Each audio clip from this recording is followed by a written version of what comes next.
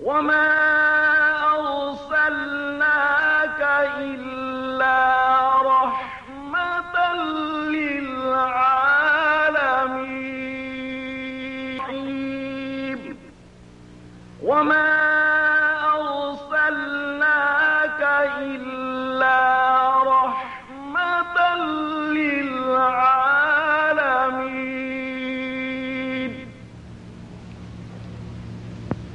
الحمد لله رب العالمين والعاقبة للمتقين والصلاة والسلام على رسوله الكريم واصحابه اجمعین برحمتک یا ارحم الراحمین. معزز ٹی وی کے دیکھنے اور سننے والے، آپ کو معلوم ہے کہ 2 پروگرام لگائی گئی ہے. یہ ہمارا تیسرا پروگرام ہے، جبکہ 1.5 مہینے سے ہمیں ریڈیو پر طرح طرح کی باتیں بتایا جاتا ہے کہ جو باتیں ہم اہل سنت والجماعت حنفی کہتے ہیں اور جو کام کرتے ہیں یہ بدعتی ہے اور ہمیں مشرک بنایا جاتا ہے. لیکن اب کہ جب ہم پروگراموں کے اندر میں کتابیں کو دکھاتے ہیں اور پڑھ پڑھ کر سناتے ہیں تو لوگوں کا یہ حال ہوا کہ کتابوں کو بھی لوگ جھوٹا کہنا شروع کر دیا اور ہمیں بھی لوگ کہنا شروع کر دیا کہ ہم منہ زبانی اتنی باتیں پڑھتے. چلو یہ بھی اچھا ہوا کہ منہ زبانی اتنی باتیں یاد ہوئی. لیکن اس پروگرام میں پھر سے سوال ہوں گے اور جواب ہوں گے. آپ کے وقت زیادہ نہ لیتے ہوئے ہم امام کی طرف چلتے ہیں اور ان سے اجازت لے کر ہم اس پروگرام کو شروع کریں گے. امام صاحب، اب اجازت ہے، جس کو سوال کرنا ہے وہ کر سکتا ہے. آ جائیے جناب. السلام علیکم ورحمۃ اللہ وبرکاتہ. امام صاحب، ایک سوال میرا ہے، یعنی نماز کے بعد جو بلند آواز سے ذکر ہوتا ہے یہ کوئی کتاب سے ثابت ہے؟ اگر ثابت ہو تو آپ مہربانی کر کے ہم لوگوں کو سمجھا دیجیے. امام صاحب، اس بزرگ کا سوال یہ ہے کہ نماز کے بعد ہم اہل سنت والجماعت فوراً نماز کے بعد ذکر کرتے ہیں، کیا یہ بات کوئی کتاب سے ثابت ہے؟ الحمدللہ رب العالمین والصلاة والسلام علی رسولہ الکریم وعلی آلہ واصحابہ اجمعین، اما بعد. میں بہت خوش ہوں کہ یہ سوال مجھ سے کیا گیا. اگر یہ سوال چھوٹ جاتا تو واقعی بہت بڑی بات چھوٹ جاتی. سنیوں کا یہ طریقہ ہے اور اس طریقے کو سرینام میں مولانا لوگ، حافظ لوگ اور قاری لوگ اور عالم لوگ نیا طریقہ بتاتے ہیں اور کہتے ہیں کہ ہم 14 سال پڑھے ہیں. 14 سال پڑھے. دیکھو یہ بخاری شریف میرے سامنے موجود ہے. بخاری شریف میرے سامنے موجود ہے. جس کا دل چاہے دیکھے. آپ میں سے بھی کوئی بھائی دیکھنا چاہے تو اس کی اجازت ہے. کوئی ہے آ کر دیکھیں. آئے آپ کوئی آ کر دیکھے. شاید میں غلط کہتا ہوں تو میں پڑھتا ہوں بخاری شریف کی حدیث. حضرت عبداللہ بن عباس رضی اللہ تعالی عنہ خبر دی کہ فرض نماز سے فارغ ہو کر پکار کر ذکر کرنا حضرت صلی اللہ علیہ وآلہ وسلم کے زمانہ میں جاری تھا. بخاری شریف، یہ میں نہیں کہتا.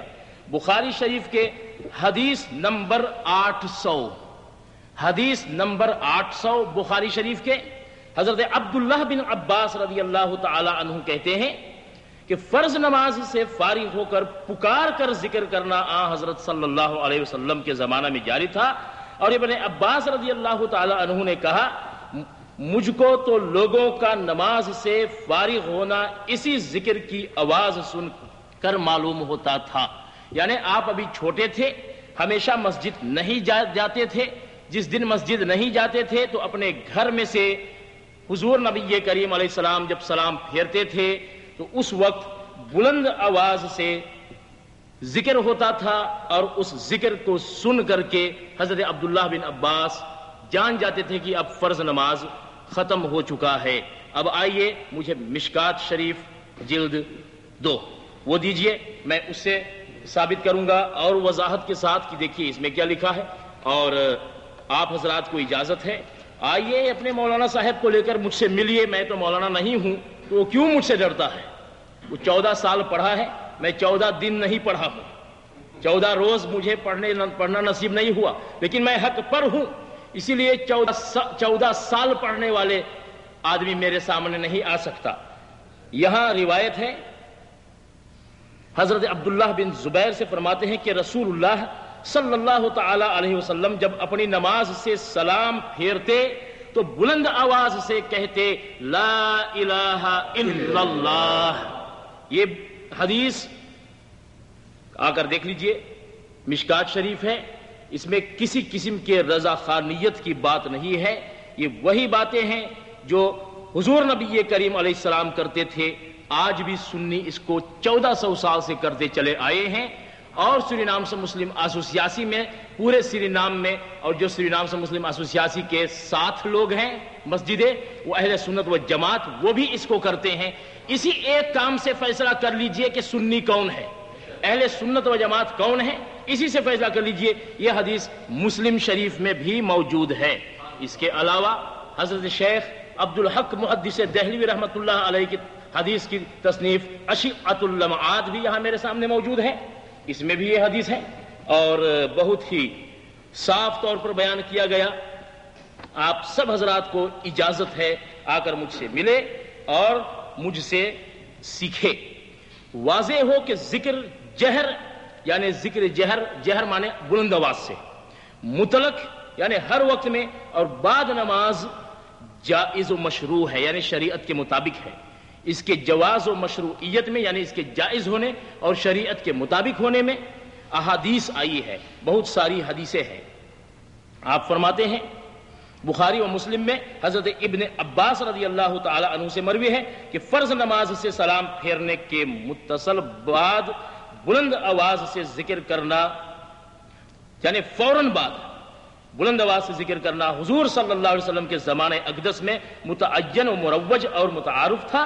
چنانچہ حضرت ابن عباس رضی اللہ تعالی عنہ نے کہا کہ میں اس ذکر سے نماز ختم ہونے کو پہچانتا تھا۔ یہ حدیث ہے۔ اب اگر کسی کو اس کو بھی شرک و بدعت بتانا ہو تو ان کی اپنے کام فرماتے ہیں رسول اللہ صلی اللہ علیہ وسلم جب اپنی نماز سے سلام پھیرتے تو بلند آواز سے کہتے لا الہ الا اللہ۔ یہ حدیث اس میں صریح ہے کہ حضور صلی اللہ علیہ وسلم بلند آواز سے ذکر کرتے تھے، اور ذکر بالجہر یعنی بلند آواز سے بلا شبہ مشروع اور جائز ہے۔ یہ میں سوچتا ہوں کہ یہ مسئلہ یہاں تک کلیئر ہے۔ کسی کو اب بھی شک ہوگا، کوئی یہ کہہ سکتا ہے کہ مشل زبانی پڑھ دیا تو صحیح ہے کہ جیسے میرے بھائی کالے خان حاجی نے بتایا کہ اتنا بات زبانی یاد کر لینا بھی کوئی کام ہوتا ہے۔ اللہ رب العالمین ہر ایک کو یہ توفیق دے۔ اب اگر کوئی اور سوال ہو تو آپ کیجئے۔ آئیے سامنے آئیے مائکروفون کے سامنے۔ السلام علیکم۔ وعلیکم السلام۔ سوال یہ تھا کہ حضور صلی اللہ تعالی علیہ وسلم کو اپنی جیسے بشر سمجھنا یہ کافروں کا طریقہ ہے، آپ ثابت کر سکتے ہیں؟ امام صاحب ان کا سوال یہ ہے کہ حضور پاک صلی اللہ علیہ وسلم کو اپنے جیسے بشر کہنا یہ کافروں کا طریق ہے، کیا اس بات کا ثابوت آپ دے سکے؟ الحمدللہ میرے پاس یہاں قرآن کریم ہے اور یہ ترجمہ کس کا کیا ہوا ہے؟ اعلیٰ حضرت احمد رضا خان کا؟ نہیں، اس میں یہاں لکھا ہے، یہاں پر لکھا ہے ترجمان کا نام اشرف علی صاحب تھانوی حکیم الامت، اشرف علی ترجمہ کرتے ہیں۔ قرآن کریم میں کئی مقام پر آپ نے ترجمہ کیا۔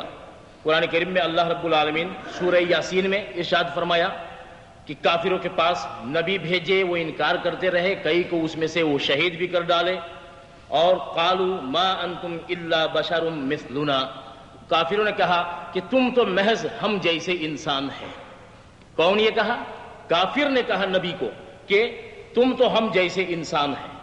سورہ ابراہیم میں آیت نمبر 10، سورہ یاسین کے آیت نمبر 15 میں ہے، سورہ ابراہیم کے آیت نمبر 10 میں ہے قالوا ان انتم الا بشر مثلنا۔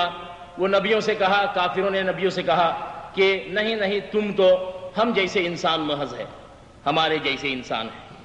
اور اشرف علی تھانوی خود ترجمہ کیا سورہ انبیاء کے 3 آیت، سورہ انبیاء کی 3 آیت ذرا غور سے سن لیجئے کہ اشرف علی تھانوی کیا کہتے ہیں۔ لاہیۃ قلوبہم اور ان کے دل متوجہ نہیں ہوتے. کن کے دل؟ ان کے دل متوجہ نہیں ہوتے. کن کے دل؟ وَأَسَرُّ النَّجْوَى الَّذِينَ ظَلَمُوا هَلْ هَذَا إِلَّا بَشَرٌ مِثْلُكُمْ. اور یہ لوگ جن کے دل متوجہ نہیں ہوتے، کتابوں بھی دکھاؤ، ثبوت بھی پیش کرو، ان کے دل متوجہ نہیں ہوتے. کون وہ لوگ ہیں؟ اشرف علی تھانوی فیصلہ کرتا ہے، میں نہیں کرتا. وَأَسَرُّ النَّجْوَى الَّذِينَ ظَلَمُوا، یہ لوگ یعنی ظالم اور کافر لوگ آپس میں چپکے چپکے سرگوشی کرتے ہیں، یعنی خہیم میں باتیں کرتے ہیں. هَلْ هَذَا إِلَّا بَشَرٌ مِثْلُكُمْ، کہ یہ محمد صلی اللہ علیہ وسلم محض ہم تم جیسے معمولی آدمی ہیں. اشرف علی تھانوی لکھتا ہے. آپ کو شاید پتا ہوگا کہ رستم جی نے جا کر ریڈیو پر کہا تھا کہ رسول اللہ صلی اللہ علیہ وسلم تو ہم جیسے انسان ہیں، کہا تھا، ٹیپ موجود ہے ہمارے پاس. اشرف علی تھانوی انہی کے بارے میں لکھتا ہے کہ لاہیۃ قلوبہم، ان کے دل متوجہ نہیں ہوتے. اور یہ لوگ یعنی ظالم اور کافر لوگ آپس میں چپکے چپکے سرگوشی کرتے ہیں کہ یہ یعنی محمد صلی اللہ علیہ وسلم محض ہم تم جیسے معمولی آدمی ہیں. یہ ہم نہیں کہتے، یہ اشرف علی تھانوی خود فیصلہ فرما دیا جو اپنے آپ کو حضور نبی کریم جیسا سمجھ جائے. اور قرآن کریم میں 2 مرتبہ آیا. سورہ کہف میں ایک بار قل انما انا بشر مثلکم یوحی الی انما الہکم الہ واحد. یہ آیا کہ اے نبی کہہ دیجئے، سورہ کہف کے 110 آیت نمبر، کہ اے نبی کہہ دیجئے. کس سے کہہ دیجئے؟ مسلمانوں سے نہیں، کافروں سے، کہ ہم تو تم جیسے انسان ہیں لیکن ہمارے اوپر وحی ہوتی ہے. کیا تم پر بھی وحی ہوتی ہے؟ تم یہ کہتے ہو کہ ہم تم جیسے انسان ہیں، اور پھر نبی کہے کہ ہم تم جیسے انسان ہو، خدا کے دعویٰ نہ کرنے کی وجہ سے. آدمی کو یہ بتانے کے لیے کہ میں خدا نہیں ہوں، خدا مجھے تم جیسے انسان کے شکل میں بھیجا، صرف یہ ثابت کرنے کے لیے کہ میں خدا نہیں ہوں.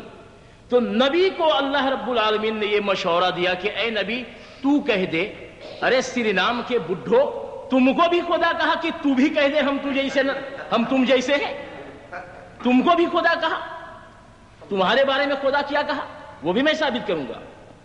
اللہ کے رسول کو اللہ نے بتایا کہ اے نبی جو تو کرتا ہے، تو حاضر بھی ہے، تو ناظر بھی ہے، تجھے علم غیب بھی آتا ہے، لوگ تمہیں خدا نہ سمجھ لے، تو کہہ دے کہ ہم تو تم جیسے انسان کے شکل میں آئے ہیں تاکہ تجھ کو لوگ خدا نہ سمجھ لے. تو سری نام کے جو ادھر ادھر سے پتہ نہیں کہاں سے ڈاکہ مار کر کے چلا آیا عالم کی ڈگری لے کر کے کہتے ہیں کہ ہم بھی کہہ دیں کہ نبی ہم تم جیسے. یہ نہیں ہو، اس کی اجازت قرآن میں کہیں نہیں ہے کہ اے مسلمانوں تو بھی کہو کہ تم جیسے اور نبی جیسے ایک. قرآن اور حدیث میں کوئی دنیا بھر نہیں دکھا سکتا کہ ہمیں بھی اجازت ہو. وہ تو نبی کو اجازت ہے کہ وہ کہہ دے، اس کے مقصد کچھ اور ہے. ہمیں کہاں اجازت نہیں کہ ہم بھی کہیں کہ ہم نبی جیسے ہیں. قرآن کریم میں اللہ رب العالمین سورہ احزاب کے 32ویں آیت ہے، اس میں اللہ رب العالمین جل جلالہ عمن والہ ارشاد فرماتا ہے نبی کے بیویوں کے متعلق، جس کا دل چاہے دیکھ لے، آیت نمبر نوٹ کیجئے. نبی کے بیویوں کے متعلق اللہ رب العالمین ارشاد فرمایا، آیت نمبر 32 ہے، توین درتخ یا نساء النبی، اے نبی کی بیویوں، لستن کاحد من نساء، تم معمولی عورتوں کی طرح نہیں ہو. قرآن یہ بتاتا ہے کہ نبی کے عورت باقی عورت جیسے نہیں، تو ہم کب نبی کی طرح ہو سکتے ہیں؟ اور پھر اس کے علاوہ بخاری شریف جلد 2 اس میں حدیثیں آئی ہیں اس مضمون پر. حدیث نمبر میں آپ کو بتاتا ہوں، وہ بھی اس کو بھی نوٹ کیجئے. سورہ احزاب صفحہ نمبر 315 اور 316.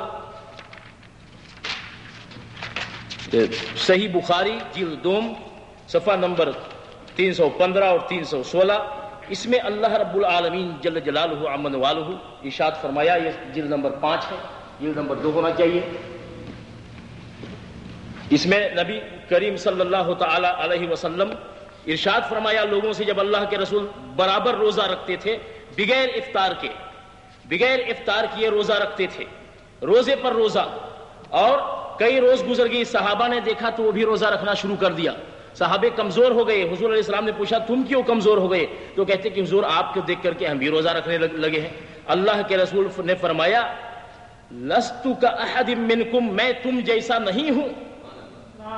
پھر حضور علیہ السلام فرمایا کہ ایکم مثلی، تم میں کون یہ کہتا ہے کہ میرے جیسا ہے؟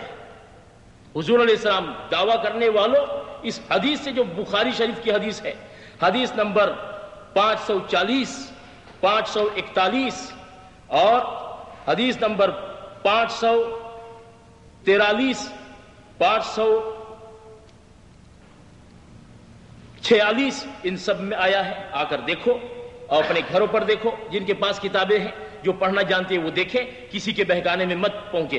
حضور علیہ السلام ارشاد فرمایا انی لست مثلکم، میں ہرگز تمہاری طرح نہیں ہوں، اور فرمایا انی لست کہیئتکم، ہم تم برابر تھوڑی ہیں۔ یہ حضور علیہ السلام فرماتے ہیں، یہ ترجمہ یہاں موجود ہے، فرماتے ہیں وَأَيُّكُمْ مِثْلِي، تم میں میری طرح کون ہے؟ یہ حدیثیں میرے خیال سے کافی ثبوت ہے۔ اے لوگو، اپنے آپ کے نبی جیسا مت کہو، ہم تو نبی کے ادنا غلاموں کی طرح سے بھی نہیں ہے، اور کوئی صحابی جو حضور کو ایمان کے حالت میں اپنے آنکھوں سے دیکھا ہو اس کے برابر بھی کوئی نہیں ہو سکتا، تو نبی کے برابر کون ہو سکتا ہے؟ ارے میں تو اور کہتا ہوں کہ نبی کے جو سواری تھا، جو گدھا جس پر نبی سوار ہوتا تھا، اس کے برابر بھی ہم انسان نہیں ہیں۔ اور میں اور کہتا ہوں کہ حضور جو جوتا پہنتا تھا، اس جوتے میں جو میل تھا، اس کے برابر ہم نہیں ہیں، تم اپنے آپ کو نبی کے برابر کہتے ہیں؟ اور کوئی سوال ہو تو آئیے۔ اگر کسی کو سوال پھر کرنا ہے تو موقع ہے، آئیے۔ السلام علیکم۔ وعلیکم السلام۔ امام صاحب، اب تک ہمارے ذہن میں ایک ایسی سوال ہے جس کے میں آپ سے ثبوت ضرور چاہوں گا کہ کب سے کیوں وہابیوں کا قبضہ مکے اور مدینہ پہ ہوا، فقط اتنا۔ امام صاحب، امام نور صاحب کا یہ سوال ہے کہ یہ جاننا چاہتا ہے آپ ثابت کر دو کوئی کتاب سے کہ مکہ اور مدینہ وہابیوں کے قبضہ میں کب سے ہے اور کیوں ہے؟ الحمدللہ میرے پاس یہاں کتابیں موجود ہیں۔ اب ہم تاریخ میں تھوڑا نظر کریں گے، تاریخ میں ہم دیکھیں گے عربستان کی تاریخ۔ یہاں میرے پاس ایک چھوٹی سی کتاب ہے، mister Hempher's memoirs the English spy in Islamic countries, یہ یہاں موجود ہے میرے پاس۔ یہ کتاب انگلش میں بھی ہے، لیکن انگلش والا نسخہ ابھی آ رہا ہے، راستے میں ہے۔ اس کے ترجمہ اردو میں ہے، وہ ہمارے پاس یہاں موجود ہے، اردو پڑھنے والے آ کر اس کو دیکھیں۔ اور اس میں بتایا گیا ہے کہ کس کس طریقے سے عبد الوہاب نجدی کو انگریز نے پیسہ دلا کر اور کئی ناجائز طریقوں سے بہکایا اور مسلمانوں کے عقائد کے خلاف اسکایا۔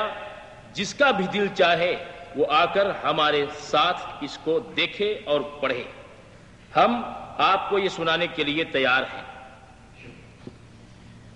یہ مسٹر ہمفری اپنی اس کتاب میں لکھتے ہیں، اس کے اردو ترجمہ ہے ہمفری کے اعترافات۔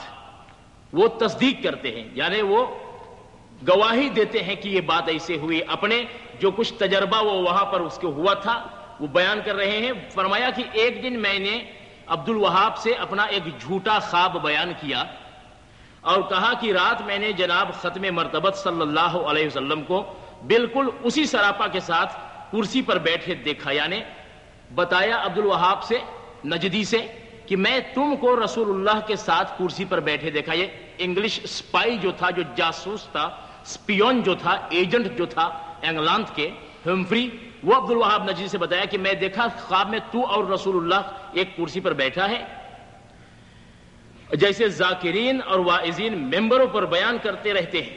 بڑے بڑے علماء اور بزرگان دین نے جن سے میری کوئی واقفیت نہیں تھی چاروں طرف سے ان کو گھیر رکھا تھا. ایسے میں نے دیکھا کہ اچانک تمہارے چہرے سے نور کی شعاعیں پھوٹ رہی تھی. عبد الوہاب کو کہا یہ انگلش اسپائی. جب تم رسالت مآب صلی اللہ علیہ وسلم کے سامنے پہنچے تو انہوں نے کھڑے ہو کر تمہاری تعظیم کی.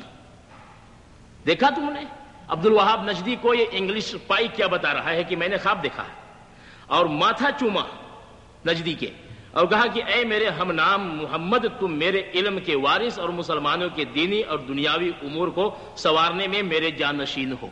یہ انگلش اسپائی جب اس کو بتایا تو یہ سن کر تم نے کہا, یہ اب یہ بتا رہا ہے کہ جب خواب میں تم نے کہا یا رسول اللہ صلی اللہ علیہ وسلم, لوگوں پر اپنے علم کو ظاہر کرتے ہوئے مجھے خوف محسوس ہوتا ہے. جناب رسالت مآب نے فرمایا کہ خوف کو اپنے دل میں جگہ نہ دو, کیونکہ جو کچھ تم اپنے بارے میں سوچتے ہو اس سے کہیں زیادہ صاحب مرتبہ تم ہو. بس اس کو انگریز نے آ کر چڑھا دیا, وہ چڑھ گیا. محمد بن عبد الوہاب نے میرے اس من گھڑت خواب کو سنا تو خوشی سے پھولا نہیں سمایا.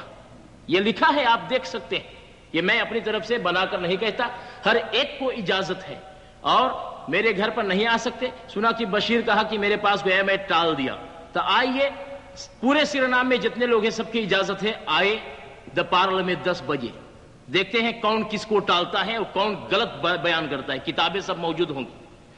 پھولے نہیں سمایا. وہ بار بار مجھ سے پوچھتا تھا کیا تمہارے خواب سچے ہوتے ہیں, اور میں اس مسلسل اطمینان دلاتا رہا. میں نے محسوس کیا کہ خواب کے تذکرے کے ساتھ ہی اس نے اپنے دل میں نئے مذہب کے اعلان کا ارادہ کر لیا. ہمفری کے اعترافات یہاں پر موجود ہیں. اور اس کے علاوہ میرے پاس انسائکلوپیڈی ہے, سیسم انسائکلوپیڈی دل 3, اور اس کے صفحہ نمبر 660. اس میں لکھا ہے وہابیوں کے بارے میں کہ وہابی کب سے مکہ اور مدینہ پر قابض ہو گیا ہے. وہابیتن ultra orthodoxe islamitische secte in Centraal-Afrika, genoemd naar Mohammed ibn Abdul Wahhab, 1703 tot 1791. یہ تو وہ نہیں سمجھتے ہوں گے لیکن ان کے ساتھی سمجھا دیں گے. Die Agenda tegen heiligen verering, وہ نیک لوگوں کے تعظیم کے خلاف تھا. Die Agenda tegen heiligen verering, اور لکھا ہے کہ circa 1750 begon de wahhabitische expansie die afgesloten werd met de verovering van Medina en Mekka. یہ لکھا ہے. پھر اس کے بعد میں محمد علی van Egypte brak de macht der wahhabiten, maar de leer leefde voort. Een onverwachte politieke opleving kwam met het optreden van Ibn Saud, die in 1924 आज से 64 साल पहले met zijn wahhabitische strijders Mekka innam en koning werd van de Hijaz, یعنی عرب کا یہ راجہ بن گیا. اس کے علاوہ میرے پاس یہاں wereldgeschiedenis ہے, سیسم wereldgeschiedenis 20ste eeuw کا. یہاں ایک چہرہ ہے, اب میں چاہتا ہوں کہ اس پر ذرا توجہ ہو. یہ دیکھو یہ کس کا چہرہ ہے. اس آدمی کو شاید ہم میں سے بہت لوگ نہیں پہچانتے ہوں گے, لیکن کچھ لوگ ہیں جو اس کو پہچانیں گے, دیکھو یہ ہے Lawrence of Arabia, Edward Thomas Lawrence, یہ آدمی کا نام تھا. یہ ہم رضا خانی کتاب اس کو بھی کہہ دے آ کر. یہ جو انسائکلوپیڈی ہے اور wereldgeschiedenis جس کو یوروپا میں لکھا گیا, اس کو بھی آ کر کہہ دے کہ رضا خان نے لکھ دیا تھا, یا میشیل بنا کر کہتا ہے. توماس Eduard Laurens of Arabia, archeoloog, schrijver en vertrouwensman van Amir Faisal, gelukte het als agent van de Britse geheime dienst het vertrouwen van de Arabische Hijaz-stammen te winnen. De grote opstand van Bedouinenstammen tegen de Turkse Sunni-overheersing stond onder zijn leiding. یہ سنیوں کے خلاف جو عربستان میں لڑائی ہوا تھا, اسی تومس ایڈورڈ لارنس, جس کو وہابیوں نے لارنس آف عربیہ کہتے ہیں, یہ اسی کے قیادت میں ہوئی. یہ لیڈر تھا, اس لڑائی میں جو ترکی مسلمان سنیوں کے خلاف نجدیوں اور وہابیوں نے عربستان میں کیا تھا، اور پھر وہ یہ لڑائی لڑ کر کے اور مکہ اور مدینہ پر انگریز کے مدد سے قابض ہوئے تھے. یہ ثبوت ہے. اس کو بھی رضا خانی کتاب کہہ دو تو رضا خان بہت بڑا عالم تھا، اس کو کیسے ہم انکار کر دیں. اور یہاں میرے پاس ایک اور کتاب ہے جو یورپ کے ہے، مخت فند اسلام. یہ بھی ایک کتاب ہے، مخت فند اسلام. یہ بھی کوئی رضا خانی کتاب نہیں ہے، اس کو بھی آپ آ کر دیکھ سکتے ہیں. اس کو یورپ والوں نے لکھا ہے. اس میں کیا لکھا ہے؟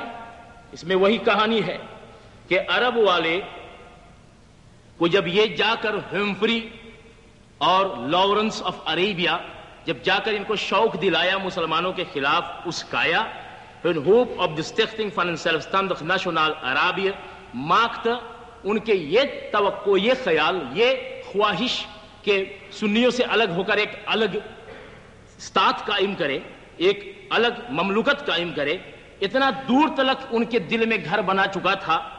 that say the religiöse Banden vergaten کہ وہ انہیں اپنے دینی رشتے یاد نہیں رہے.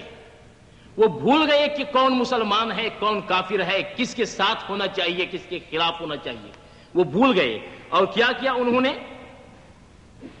in the Armen von England werden gedreven. اور وہ مجبوراً اس لالچ کی وجہ سے مسلمانوں کو ٹھکرا کر اور انگریز کے ہاتھوں میں جا کر پھنس گئے. ہالانس پڑھنے والے تو بہت ہیں جو کہتے ہیں، جو ان کے جو گرو گھنٹال ہے وہ ان سے کہہ دیتے کہ مشال زبانی پڑھ دیا تھا، جھوٹ پڑھا تھا، یہ تو تم سمجھو گے، آؤ اور اس کو دیکھ لو، شاید یہ بھی جھوٹ پڑھ رہا ہوں. اور فرماتے ہیں en werden in de armen van Engeland gedreven die via de behendige activiteiten van de Britse agent overste Thomas Edward Lawrence, bijgenaamd Lawrence of Arabia, kans zag de Turken een vijand binnen de eigen grenzen te bezorgen. کہ اس جاسوس کے مدد سے انگریز نے مسلمانوں کے گھر ہی میں ایک دشمن پیدا کرا دیا، وہابیوں کو، اور وہ لڑ کر کے اور ادھر انگریز باہر سے حملہ کیا، ادھر مسلمان وہابی اپنے آپ کو مسلمان کہنے والے اندر سے حملہ کیا اور سنیوں کو شہید کرا کر مکہ اور مدینہ سے نکالا. اور کہتے ہیں کہ مشرک تھے، اب مسلمان ہیں. 1350 سال سے وہ سنی ہوا تھے. آج پوچھتے ہیں کہ مکہ اور مدینہ پر کیسے ممکن ہے کہ خدا نہیں ان کو نکالتا؟ رسول اللہ کے مسلح پر وہ قبضہ کیے ہوئے ہیں، رسول اللہ ان کو نہیں نکالتا؟ ارے 1350 سے تو وہاں درود پڑھا جاتا تھا، صلاۃ و سلام ہوتا تھا، فاتحہ ہوتا تھا، سب کچھ ہوتا تھا. میں یہ ثابت کر چکا ہوں اور ابھی ثابت کر سکتا ہوں. اور 1350 سال سے اب 65 سال سے مسلمان ہوا ہے. 1350 سال والے سب مشرک تھے، یہ 65 سال سے مسلمان ہو گئے ہیں. یہ ہمارے لیے ثبوت ہے کہ وہاں پر غلط لوگوں کے قبضہ ہو سکتا ہے. اور ثبوت ایک بہت مضبوط والا میرے پاس ہے کہ رسول اللہ کے یہ 2 ہی مسلح تھوڑے تھے. ارے مسجد اقصی جہاں پر سب کے سب نبی آ کر رسول اللہ صلی اللہ تعالی علیہ وسلم کے پیچھے نماز پڑھے تھے معراج کے رات میں. اے سنیو تم مانتے ہو نا؟ قادیانی تو نہیں ہو کہ نہیں مانتے؟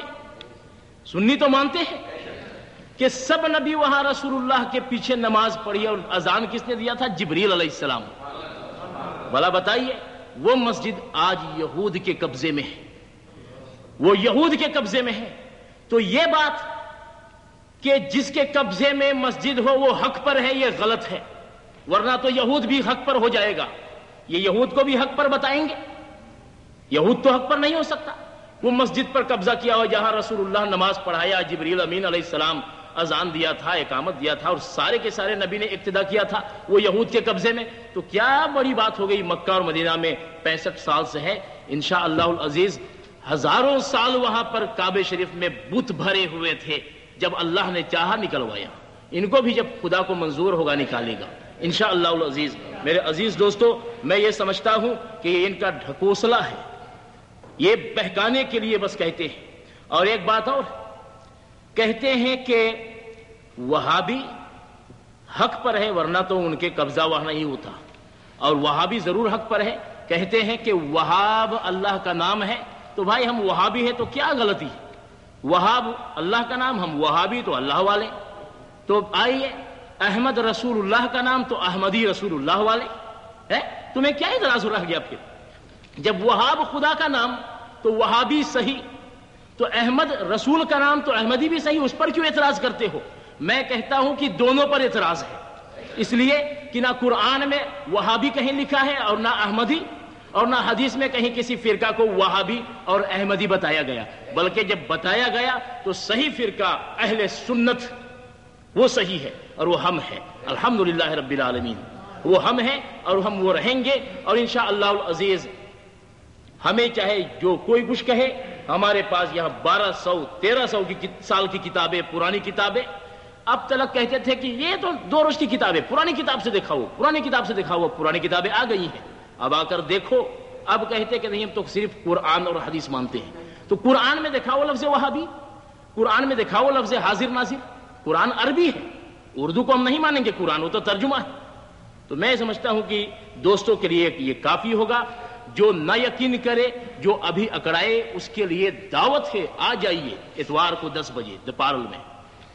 اب موقع ہے پھر سے سوال کرنے کی،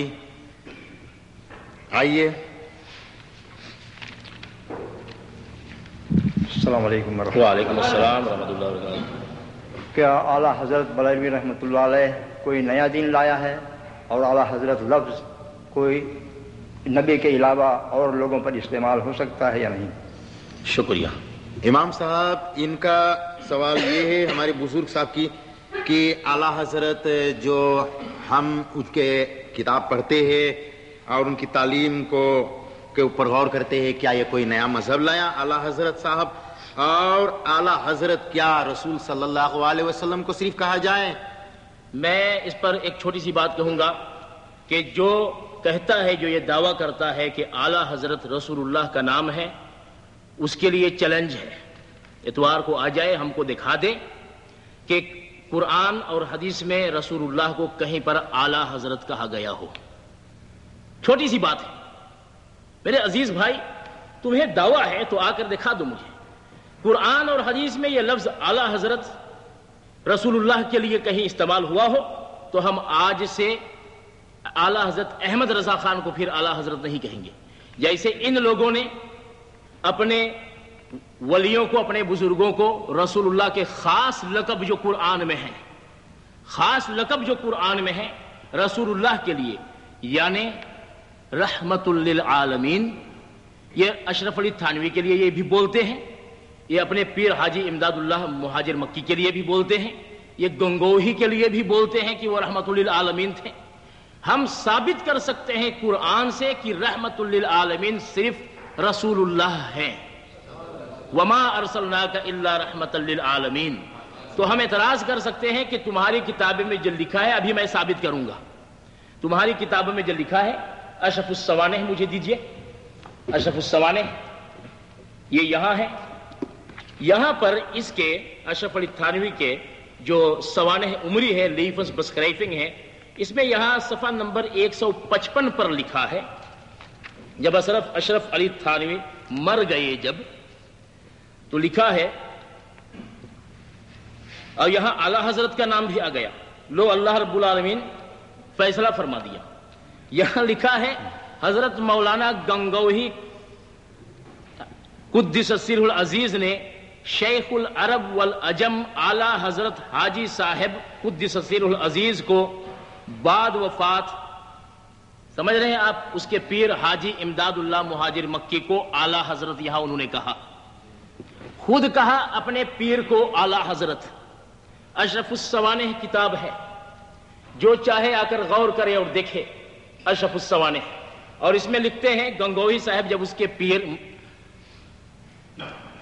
حاجی امداد اللہ مہاجر مکی رحمت اللہ علیہ بہت نیک آدمی تھے، بہت نیک آدمی تھے، ان لوگوں کے خلاف، گنگوہی کے خلاف وہ کتابیں بھی لکھا ہے،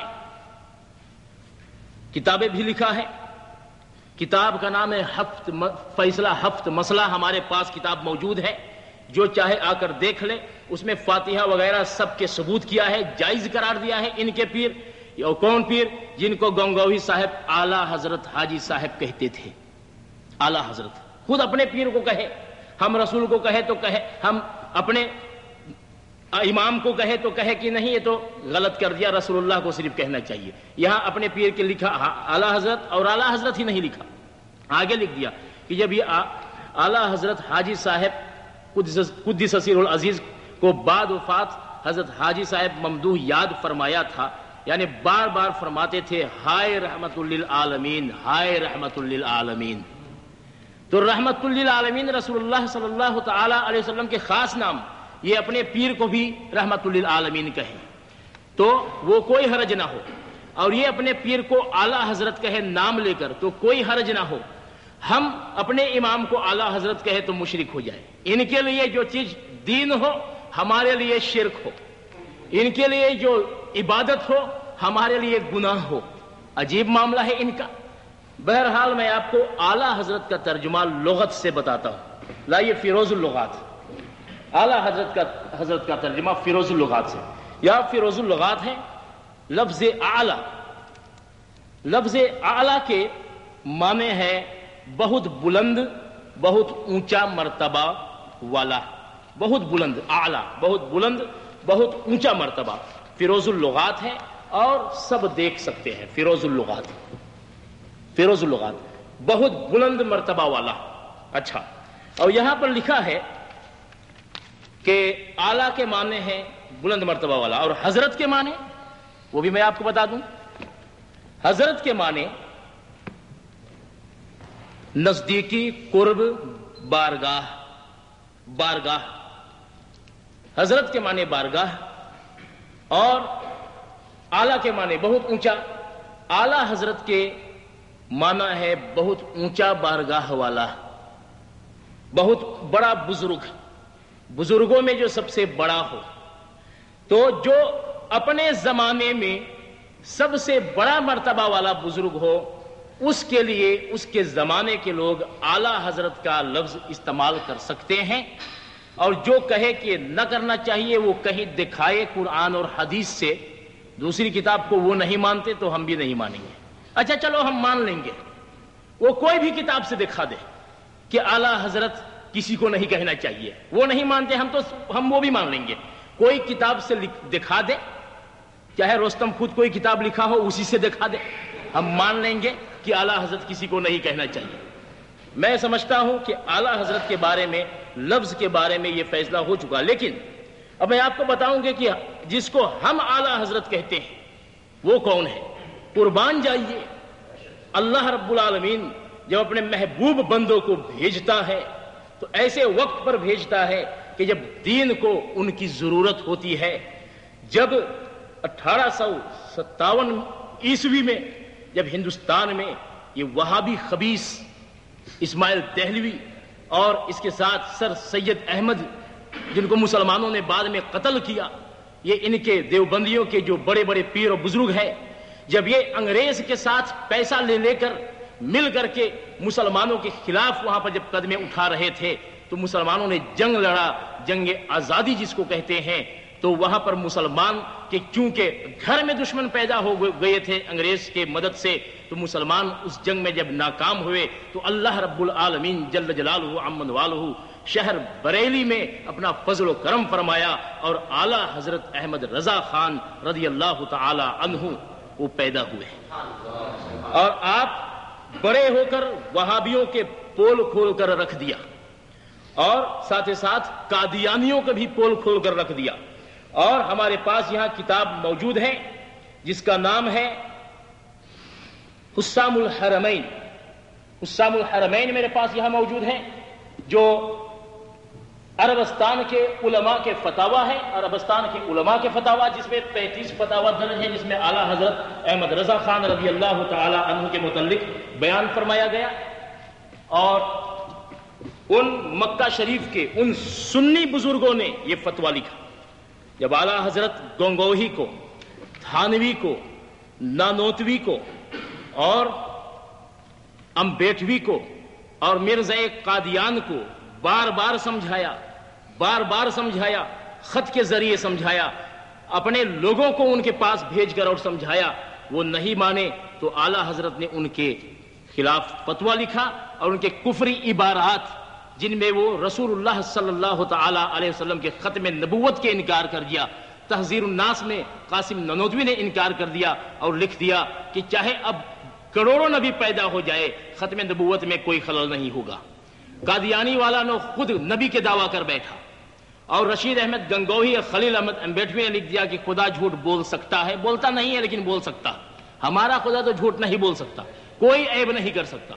ان کے خدا جھوٹ بھی بول سکتا ہے, تو یہ کب جھوٹ نہیں بولتے ہوں گے؟ ہمارا خدا نہیں بولتا. میرے عزیز دوستو, اشرف علی تھانوی لکھ دیا لا الہ الا اللہ اشرف علی رسول اللہ, یہ لکھ دیا. اور کتاب یہاں موجود ہے الامداد. اب جب یہ کتاب کچھ دوست میرے پاس سے لے کر ان کو دکھائے تو وہ مانا کہ ہاں یہ لکھا ہے, لیکن یہ ایک اخبار ہے, کرانتی ہے. بھلا سوچئے, اگر مشیل کل لکھ دے نعوذ باللہ مشیل کل لکھ دے لا الہ الا اللہ مشیل رسول اللہ, نعوذ باللہ, اللہ رب العالمین معاف فرمائے, نقل کفر نباشد, جب میں کفر کے نقل کر رہا ہوں جو اشرف علی تھانوی یہاں لکھا ہے تو یہ کفر نہیں, آپ کو سمجھانے کے لیے کہہ رہا ہوں. تو کیا قرآنتی میں اگر میں یہ لکھ دوں تو میں کافر ہو جاؤں گا یا نہ ہوں گا؟ میں کہیں ایک کاغذ پر بھی یہ لکھ دوں تو کافر ہو جاؤں گا.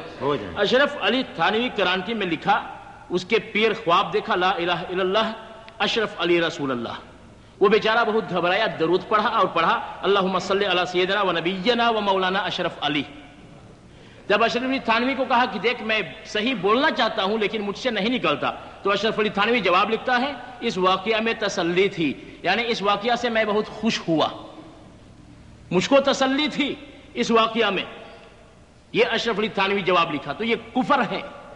اب کہتے یہ تو ایک قرآنتی ہے, قرآنتی میں بھی کفر لکھ دو تو کفر ہو جائے گا, کافر ہو جاؤ گے. یہ نہیں کہ بس صرف بڑی بڑی موٹی موٹی کتابوں میں لکھو. چھوٹی کتاب میں زبان سے صرف بول دینے سے آدمی کافر ہو جاتا ہے, اور جو اس کو مانے گا وہ بھی کافر ہو جائے گا.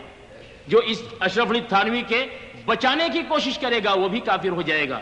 بہرحال اعلیٰ حضرت جب فتویٰ لکھا تو فتوے کے جواب مکہ اور مدینہ کے 35 علماء کرام جو وہاں کے مفتی حضرات تھے, ائمہ حضرات تھے, وہ سب یہاں پر جواب لکھا, جن میں سے 35 کو میں نہیں پڑھوں گا, ایک میں سے ایک حصہ کو پڑھتا ہوں.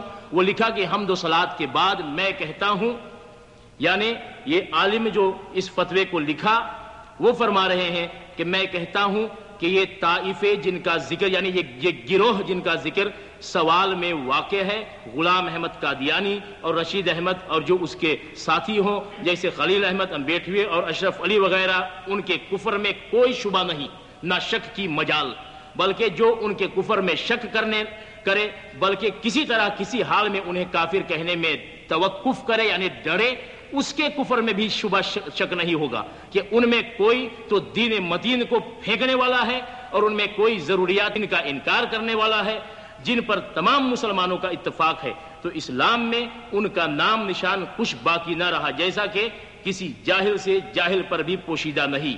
نیز پھر میں کہتا ہوں, میرا گمان تھا کہ یہ گمراہان گمراہ, فاجر کافر دین سے خارج, ان میں جو بد اعتقادی حاصل ہوئی اس کا مبنی بد فہمی ہے کہ عبارات علماء کرام کو نہ سمجھے, اور اب مجھے ایسا علم یقین حاصل ہوا جس میں اصلاح شک نہیں. یعنی پہلے سمجھتا تھا کہ ان کے بارے میں لوگ یوں ہی کہہ دیتے ہیں, لیکن جب اعلیٰ حضرت یہ کتابیں وہاں بھیجا تو وہ کہتے کہ مجھے بالکل کسی قسم کے شک نہیں رہا کہ یہ کافروں کے یہاں کے منادی ہیں, دین محمد صلی اللہ تعالی علیہ وسلم کو باطل کرنا چاہتے ہیں. تو ان میں تو کسی کو اصل دین کا انکار کرتے پائے گا, اور ان میں کوئی ختم نبوت کا منکر ہو کر نبوت کا مدعی ہے, اور کوئی اپنے آپ کو عیسیٰ بناتا ہے, اور کوئی مہدی, اور ظاہر میں ان سب میں ہلکے اور حقیقت میں ان سب سے سخت یہ وہابیہ ہے.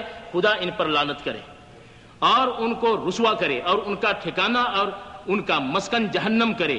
بے پڑھے جاہلوں کو جو چوپاؤں کی طرح ہے دھوکے دیتے ہیں کہ وہی پیروان سنت ہے, اور ان کے سوا اگلے نیک امام اور جو ان کے بعد ہوئے بد مذہب ہیں. اگلے نیک امام جس پر ہم عمل کرتے ہیں ان کو یہ بد مذہب کہتے ہیں. اور میں اللہ عز و جل کی حمد بجا لاتا ہوں, یہ عالم لکھتا ہے کہ اس نے اس عالم با عمل کو مقرر فرمایا جو فاضل کامل ہے, منقبتوں اور فخروں والا, اس مثل کا مظہر کہ اگلے پچھلوں کے لیے بہت کچھ چھوڑ گئے. یکتائے زمانہ اپنے وقت کا یگانہ مولانا حضرت احمد رضا خان، اللہ بڑے احسان والا پروردگار اسے سلامت رکھے، ان کی بے ثبات حجتوں کو آیتوں اور قطعی حدیثوں سے باطل کرنے کے لیے. اور وہ کیوں نہ ایسا ہو کہ علماء مکہ اس کے لیے ان فضائل کی گواہیاں دے رہے ہیں، اور اگر وہ سب سے بلند مقام پر نہ ہوتا تو علماء مکہ اس کی نسبت یہ گواہی نہ دیتے. بلکہ میں کہتا ہوں کہ اگر اس کے حق میں یہ کہا جائے کہ وہ اس صدی کا مجدد ہے تو البتہ حق کو صحیح ہو، تو اللہ اسے دین اور اہل دین کی طرف سے سب میں بہتر جزا عطا کرے اور اسے اپنے احسان، اپنے کرم سے، اپنا فضل، اپنی رضا بخشے.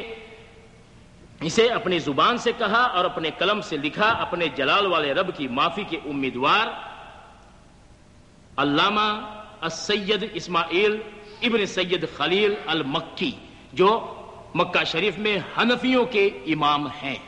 یہ اس میں لکھا. اب بتائیے ہم اس کے معنی یا ان لوگوں کے معنی؟ اعلیٰ حضرت کے بارے میں یہ میرا بیان تھا، اور ہندوستان کے 268 علماء اس پر تصدیق کی، وہ حسام الحرمین میں موجود ہے. میں آج سب کچھ یہاں بیان نہیں کر سکتا وقت کے لحاظ سے، لیکن آپ میرے پاس آ کر دیکھ سکتے ہیں. یہ ہے اعلیٰ حضرت جن کو مکہ کے امام مجدد کے لقب سے پکارا. یہاں کے لوگ کیا جانے، نہ جاننے کی وجہ سے غلطیاں ہوتی ہوں گی. میرے عزیز دوستو، آ کر جانو اور بہکانے والے کے قبضے سے نجات حاصل کرو. اب کوئی سوال موقع ہے سوال کرنے کی. امام صاحب، سوال میرا یہ ہے کہ میں سنتا رہتا ہوں کہ اشرف علی تھانوی وغیرہ جن کو تبلیغ جماعت اپنا بڑے بزرگ مانتے ہیں، ابھی آپ نے ان لوگوں کے بارے میں بہت کچھ بتایا، لیکن میں یہ پوچھنا چاہتا ہوں کہ دراصل میں وہ لوگ وہابی ہیں. آپ اس بات کا ثبوت کر سکتے ہو؟ امام صاحب، ہمارے امام کا یہ سوال ہے کہ آپ کتابوں کے ذریعے سے ثابت کر سکتے ہیں کہ تبلیغ جماعت کے بزرگوں کو وہابی کہا جاتا ہے؟ یہ کوئی کتاب میں آیا؟ میں اس کو بہت کتابوں سے ثابت کر سکتا ہوں. اب مجھے معاف کیجئے، اب مجھے اشرف علی تھانوی اور ان کی کتابوں ہی سے ثابت کرنا پڑے گا کہ یہ لوگ کون ہیں. یہاں میرے پاس اشرف السوانح جلد نمبر 1 ہے، جس میں ان کے بڑے مجدد، یہاں لکھا ہے مجدد ملت. ان کو تو مکہ کے عالم کفر کے فتویٰ لکھا، اور یہ لکھتے ہیں یہاں مجدد. اور ہمارے اعلیٰ حضرت کو مکہ کے عالم مجدد لکھا تو یہ ناراض ہوتے ہیں. تو بات ظاہر ہے کہ ناراض اس لیے ہوتے ہیں کہ ہم تو مجدد مانتے ہیں اس کو، اور اے مکہ والو تم اعلیٰ حضرت کے لیے کیوں لکھ دیا؟ اس لیے وہ اعلیٰ حضرت سے نفرت کرتے ہیں، ان کو گالی دیتے ہیں. یہاں لکھا ہے مجدد ملت حکیم الامت حضرت مولانا شاہ محمد اشرف علی تھانوی. اور اس کتاب کے صفحہ نمبر 49 پر ایک بہت دلچسپ واقعہ درج ہے، اور اس میں بھی فاتحہ کے مسئلہ بھی کچھ نہ کچھ پیش ہوگا. فرماتے ہیں کہ ایک بار اشرف علی تھانوی کے مدرسے میں جہاں آپ پڑھا رہے تھے، اور کہاں پڑھاتے تھے؟ رامپور ایک شہر ہے انڈیا میں، وہاں پر یہ سنیوں کے یہاں سنی بن کر کے پڑھاتے تھے. تذکرۃ الرشید یہاں موجود ہے میرے پاس، لائیے یہاں اس میں ثبوت ہے. تذکرۃ الرشید یہ کتاب میرے پاس ہے، اس میں ثبوت ہے، جو چاہے آ کر دیکھ لیں کہ اشرف علی تھانوی رامپور میں سنی بن کر اور سنیوں کے جماعت میں رہا، صلاۃ السلام پڑھتا تھا، فاتحہ پڑھتا تھا. جب اس کے پیر گنگوی اس پر ناراض ہوا تو لکھا. اس میں میں ثابت کر سکتا ہوں کہ اگر میں فاتحہ نہیں پڑھوں گا، صلاۃ السلام نہیں پڑھوں گا، تو لوگ جان جائیں گے کہ میں وہابی ہوں اور میرا پیسہ روک دیں گے. یہاں لکھا ہے، میں ثابت کر سکتا ہوں دعوے کے ساتھ، جو چاہے اتوار کو آ کر دیکھ لیں. اور آپ کے لیے اب موقع ہے ایسوسیاسی کے اور ایسوسیاسی والوں کے اور مشیل کو خاص طور پر برباد کر دینے کو. آ کر ہماری جھوٹائی ثابت کر دو. تم یہ دعویٰ کرتے ہو کہ ہم غلط ہیں، تو آؤ ہم دعوت دیتے ہیں، آ کر ثابت کر دو تاکہ ہم برباد ہو جائیں. اور اگر نہیں آؤ گے تو تم برباد ہو. تو اس میں لکھا ہے کہ اشرف علی تھانوی میلاد پڑھتا تھا پیسے کے لالچ میں اور سنیوں کو بہکانے کے لیے. تو رامپور میں ایک بار چند عورتیں نیاز دلانے کے لیے جامع مسجد میں، کہ اس وقت طلبہ بھی وہی رہتے تھے، جلیبیاں لائی. کچھ عورتیں جلیبی لائی فاتحہ پڑھوانے کے لیے. جگہ اگر کھانا سامنے رکھ کے نہ اجازت ہوتا تو عورت اپنے گھر میں جلیبی چھوڑ دیتے، آ کر کہتے کہ فاتحہ پڑھ دو. وہ جلیبیاں لائی کہ تاکہ سامنے رکھ کر فاتحہ ہو جائے.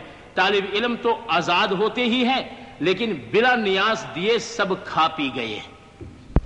بلا فاتحہ پڑھے سب طالب علم جو وہاں پڑھتے تھے، شاید ان میں یہ بھی ہوں گے، وہیں سے پڑھ کر آئے ہیں، تو وہ سب کھا پی گئے سب جلیبی.